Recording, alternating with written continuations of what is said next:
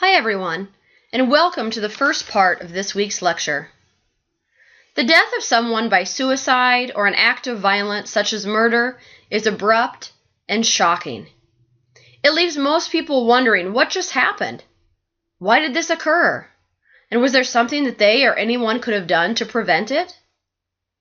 In this week's lectures, we're going to look at these factors, at the causes or precursors to self-destruction, and the behaviors that lead to violent death.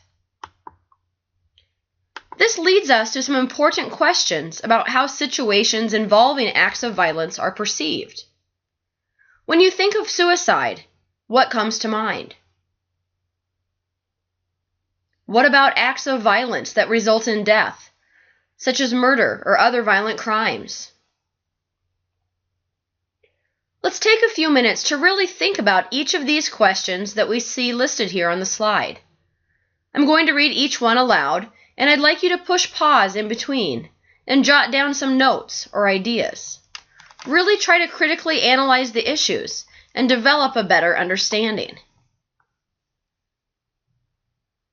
How does the situation itself dictate people's responses or perceptions toward it?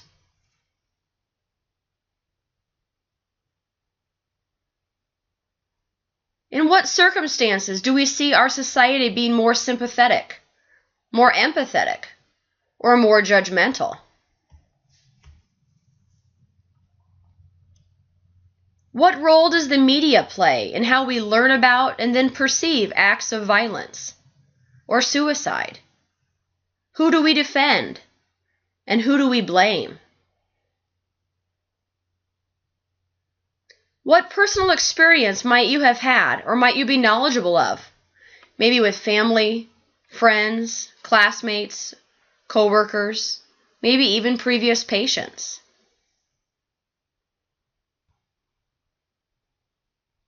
In order to explore these concepts further, let's first look at suicide in more depth, and then at other acts of violence. We'll visit some background statistics and numbers so we have an idea of how prevalent this is, what risk factors might be in place, as well as some potential warning signs. We'll look at how this impacts the grief response for survivors, as well as how it impacts members of the healthcare team. Let's begin our discussion with some background information on suicide. Historically, suicide has likely existed since the beginning of time. We see incidents referenced in the Bible, both in the Old and New Testament, with men like Samson, Saul, Abimelech, Ahithophel, and Judas, among others, but there is no condemnation of suicide in the Scripture. Philosophically, we saw suicide explored as an option as well. Just look at Socrates in this painting, who ended his life by drinking hemlock, which he knew would result in his death. We've seen suicide represented in famous literature and plays, such as Romeo and Juliet, and then historically with figures such as Mark Antony and his love, Cleopatra.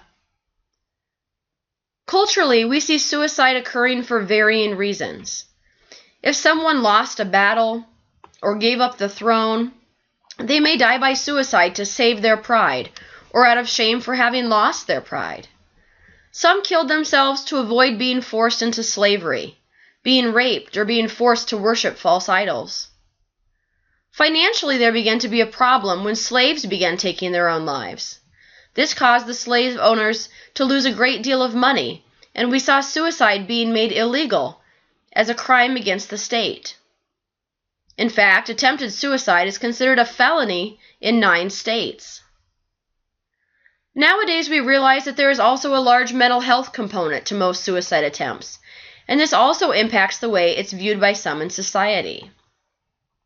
In some religions, suicide damns one to hell, while in other religions, there is no mention of support or condemnation for suicide. In spite of religious doctrine, suicides still occur. For example, research shows that Protestant Christians are more likely to die by suicide than Catholics. Jews have the highest rates of suicide percentage-wise. Buddhists and Hindus have lower rates of suicide than Christians and Muslims, but there is no prohibition of suicide in their faith. It's just interesting to think about how some people see suicide as more of an option or not at all an option, depending upon their religious, moral, and cultural views. When we look at suicide statistics, we have to realize that the statistics themselves are impacted by how we define suicide. Was the suicide attempted and completed, or did the person survive? Some families and some cultures may not want to record the nature of the death as suicide, so it's recorded as something else, which then leaves somewhat incomplete or inaccurate data. According to the World Health Organization, suicide around the world each year claims almost as many lives as war and homicide combined. Over 800,000 people die each year from suicide around the world, with an average of one suicide death every 40 seconds. We also see that suicide rates are higher in industrialized countries than just poor ones. In the United States, suicide is the 10th leading cause of death for all age groups combined. It's the second leading cause of death for people aged 10 to 24. There are 42,000 deaths by suicide each year, which is about 117 people per day in America alone. That means that one person every 12 minutes takes their own life. In looking at all ages, for every death by suicide, there were 25 attempts made. Among the elderly, though, there is one suicide death for every 4 attempts made, and this tells us that when an elderly person attempts suicide, they are more likely to succeed in ending their life. They have fewer close calls or attempts that are treatable. In the other column, we see some statistics related to gender. Even though females attempt suicide 3 times as often as males, males are more successful in their attempts. In fact, 79% of all suicide deaths are by males. Much of this has to do with what means they are using. Males tend to use more lethal means, such as firearms, death by hanging, intentional car accidents, and so forth, whereas females are more likely to attempt an overdose on medications or a poison to slit their wrists and so forth. These attempts may be less likely to be fatal, or someone may find them and intervene before death actually occurs. If we look at age and gender, we see that suicide rates are highest for women between ages 45 and 54, and for men over the age of 75. Why is this? Since we're looking at America here, why might older white males in particular be most likely to die by suicide? How much value and worth do we attribute to someone based upon who they are and what they do? When someone thinks that society has no value for them anymore, as if they're no longer able to contribute financially to their family, no longer working hard in their area of expertise, if they're widowed or divorced or becoming more isolated, they may feel like there's nothing left to live for. This is unfortunate, and we need to be aware of this so we can help reduce suicide rates among these specific populations. Another interesting way to look at suicide statistics is by race and ethnicity. Here we see statistics from 2010. Keep in mind that it takes a while for agencies to gather and tabulate all the data. These are the rates by death of suicide for every 100,000 people in the U.S. So each year, the national average is about 12.2 deaths by suicide for every 100,000 people. We see that the highest rate of death by suicides is among whites, with a rate of 24.8. American Indian and Alaska Natives are second with 16.4, African Americans third with a rate of 9.3, Asian and Pacific Islanders next with 8.7, and Hispanics at a rate of 8.4. Remember, this is deaths by suicide per every 100,000 people. But this does help us recognize what groups are at higher risk for suicide, and then this should help guide our individual interventions, family support, and even public health initiatives. Overall, research and trends indicate that these are some of the groups at higher risk for attempting and dying by suicide.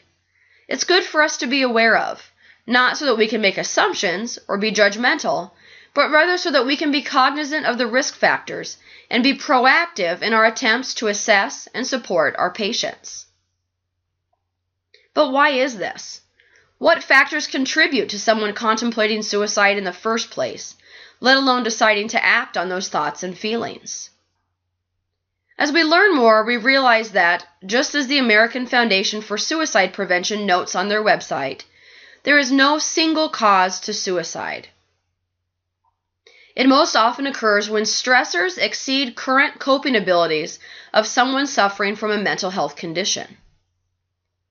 Most suicide attempts are expressions of extreme distress, not simply bids for attention.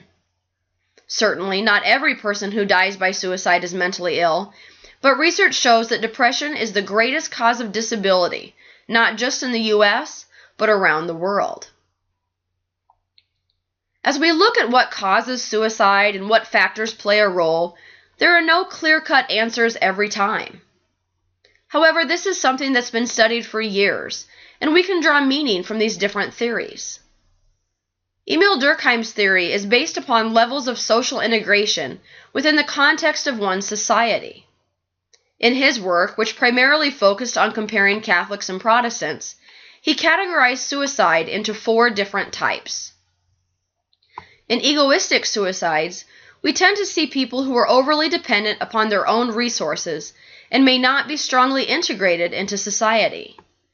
They may lack social connectedness. Some examples are intellectuals or celebrities. With anomic suicides, we see a lack of social regulation and loose connections to traditional values and ways of life. These may be suicides that result from unexpected job loss, stock market crash, recessions, and so forth. Fatalistic suicides are those that result from too much social regulation or repressive constraints, such as slavery or being incarcerated. People feel like they have no freedom, no choice, no power or control. In altruistic suicides, there's an over-identification with the needs of the group as opposed to those of the individual. It may be seen as a sacrifice or as part of a greater cause. Examples include kamikaze pilots from Japan, suicide bombers, or those who maybe have death from overwork due to loyalty to their job. More current research has also identified different types of suicide, and we see the 4 main types listed here. Many people believe that suicide is a sinful or criminal act, or is a weakness in one's character. More likely, though, suicide is caused by mental illness, especially depression. Psychotic suicide, the first one we see, is associated with a delusional state of mind.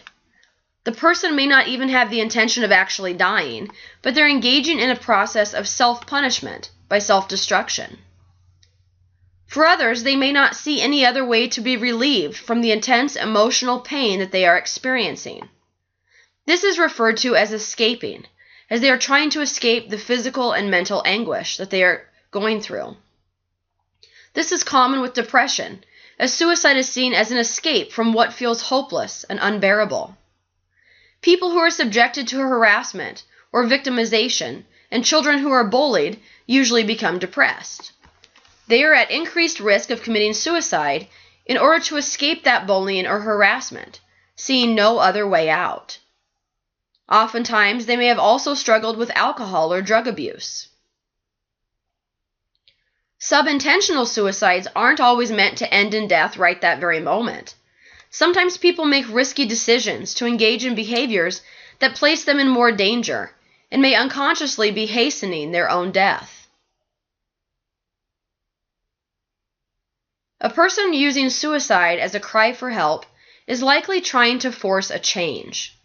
In this case, the goal itself is not necessarily death, but elimination of that problem. Thinking things like, I can't go on like this, I might as well kill myself. While that's important to note that even though someone may be crying out for help, we can't ignore those symptoms. Their suicide attempt may be, in fact, lethal, and they end up dying, even if they didn't really want to. Maybe they thought someone would help them first, or they'd get caught in the act, but then they don't, and they end up dying. Depending upon one's culture, suicide may be viewed in different ways.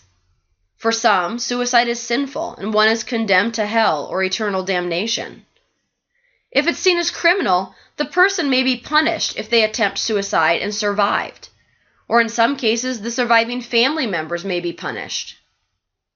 Many people view suicide as a weakness or madness, or as though the person was just selfish.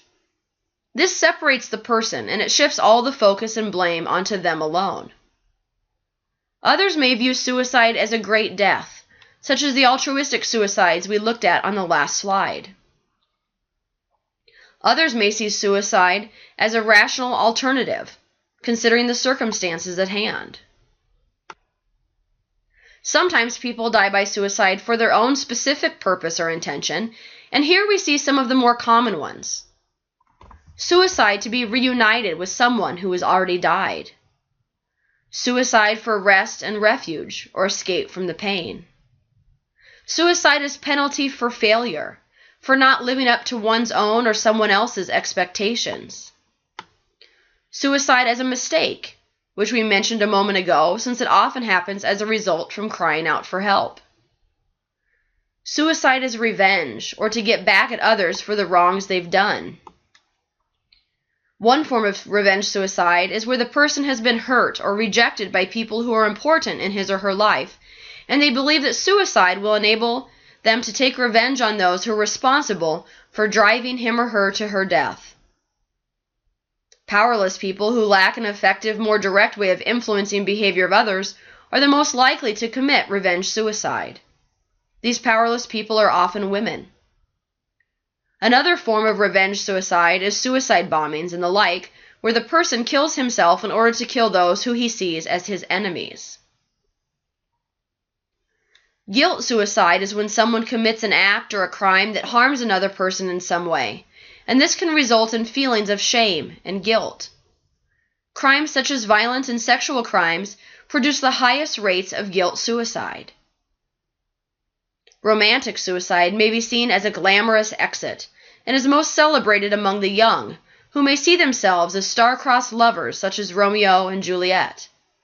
It can also be where one partner has been abandoned in some way, such as through death or separation, by a loved one.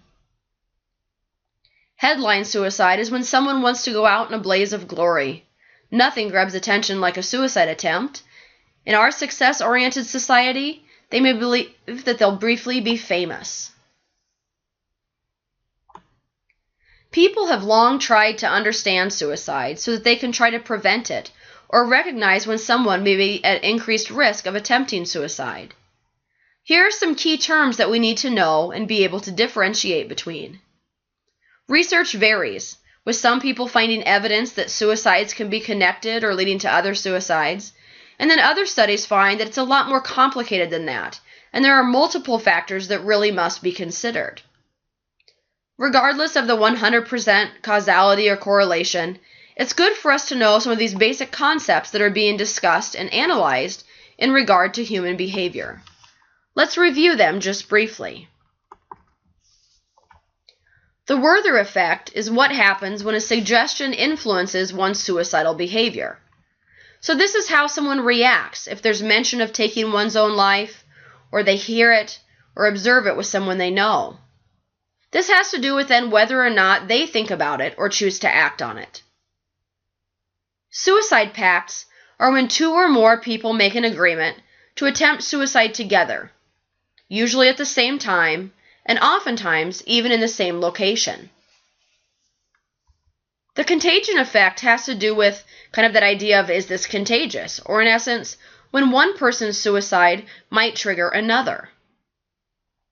Then we have cluster suicides, which typically take place in the same town or high school or area around the same period of time and may even involve the same method. Finally, copycat suicides is a term used to refer to cluster suicides that happen after they've seen suicide in the media. There's a lot of research being done on each of these, so if you want to learn more, you can certainly conduct your own literature review to find a more detailed information regarding the legitimacy and the frequency of these occurrences. Now that we have some good background information on suicide, let's explore how and why it may happen at different ages and stages in life. Let's first look at children. There are suicide attempts and deaths among children, although they're far less common than suicide attempts by teenagers. Children may think about it or even attempt it, but their attempts are not usually as lethal as those of adolescents or adults. Many people question whether children are even old enough or mature enough developmentally to understand the finality of suicide. Of course, it all depends upon how old the child actually is. The youngest person who died by suicide that I've ever worked with was 10 years old.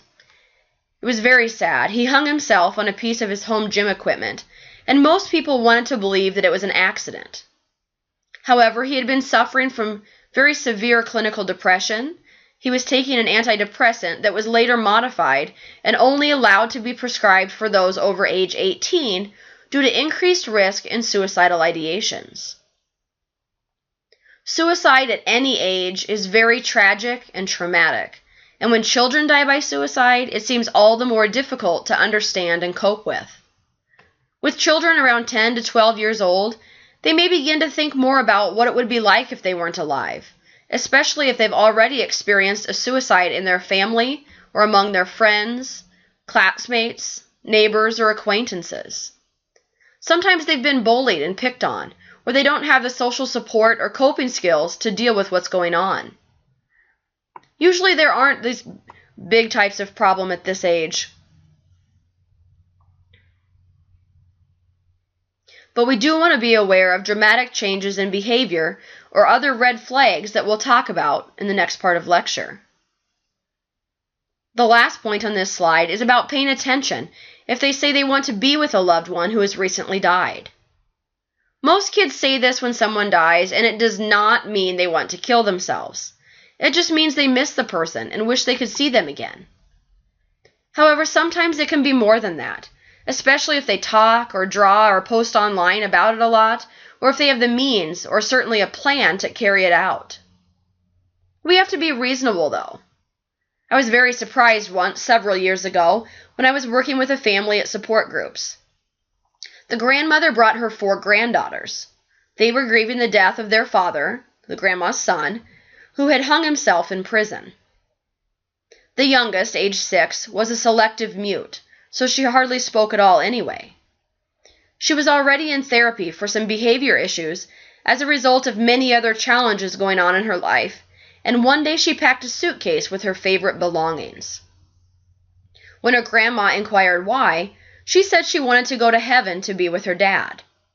Grandma called a psychologist since she was worried, naturally, and the psychologist thought the little girl was suicidal.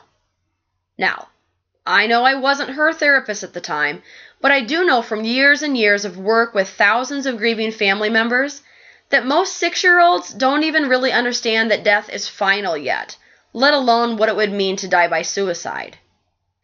I encouraged the grandmother to have her continue seeing her therapist and also to keep coming to our grief support groups, as it was very important and very helpful that she be around other young children her age who are also experiencing a significant loss. As youth age and become adolescents, we see a dramatic spike in suicide attempts and completions. In fact, suicide is the second leading cause of death for teenagers and young adults. This seems to be associated with a few important factors that we must consider. First, suicide attempts by teens seem to be influenced by other persons' suicide attempts. They may be subconsciously imitating them or trying to identify with them and their feelings. Suicide may be seen as a response to the awareness of painful life circumstances, such as breakups, divorce, mistreatment by peers, having to move, failure in school or athletics, and so forth. Adolescents may have a fatalistic view about them. They may also not be able to see far into the future that things might get better. They might feel as though they can't possibly cope or imagine life continuing with all the pain and suffering that they're enduring. It's important that they have a connection or relationship with others. Even just one close friend or confidant can make all the difference. We want to be aware of any behaviors that are out of the ordinary for that particular adolescent. They may lack the coping skills to process and adjust to challenges and life changes, and for the first time, they're seeing suicide as an option, as a way out. As we age, we are faced with different life stressors. Depending upon one's ability to cope with life's problems, their social support system, or lack thereof, and their ability to adapt to change, many adults, too, are left struggling and in despair. We see lots of different types of stressors, and when there are multiple stressors all adding up, especially if they're coupled with mental illness, then it may truly seem unbearable for some. Marital or relationship problems, financial worries, loss of job, substance abuse, these are some key contributing factors for many people. Struggles with depression or other mood disorders, anxiety, or other mental illnesses can couple with these life stressors, leaving people at a loss for what to do or how to continue living. Finally, in the later years of life, we see other changes occurring. Many people experience the death of a spouse or a life partner, or they may get divorced. They might no longer be working full-time or feel valued and appreciated by their family or other members of society. Maybe they're forced into retirement, but they aren't ready for it. Maybe they're struggling financially and can't seem to make ends meet. Maybe they've become socially isolated or are experiencing a decline in their own physical or mental health. Maybe they're worried about becoming dependent upon others or being seen as a burden. There are lots of contributing factors that make suicide more prevalent at the end of life, particularly for elderly white males. And, as we mentioned at the start of this lecture, elderly are much more likely to complete suicide. If they attempt it, it's more likely that the result will actually be lethal, as opposed to teens or young adults who attempt suicide far more than it's completed. Interestingly, research shows that up to 75% of older adults who died by suicide had consulted with a physician shortly before they decided to take their own life. This may reinforce the idea that people don't want to become dependent upon others, or they may be afraid of pain or chronic illness. Regardless, it's important for us to be aware of these signs and symptoms or risk factors for every age group. With that, let's take a break for now. When you come back, we'll look at how suicide relates to your role in healthcare, as well as some prevention and postvention strategies. Then we'll talk briefly about homicide and other violent or traumatic deaths and how they impact people as well. I know these are heavy topics, so I encourage you to go take a break, do something fun and meaningful for yourself. And when you're ready to continue, we'll start with the next lecture.